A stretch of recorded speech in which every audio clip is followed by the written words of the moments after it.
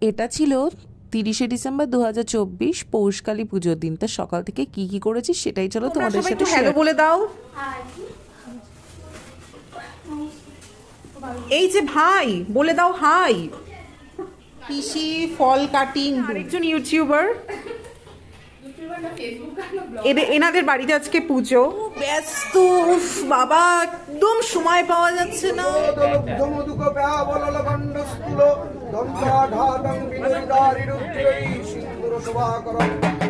পুজো দেখতে দেখতে আর আড্ডা দিতে দিতে তো খুবই খিদে পেয়ে গেছিলো। এবার আমরা সবাই মিলে না খেতে বসে পড়েছিলাম।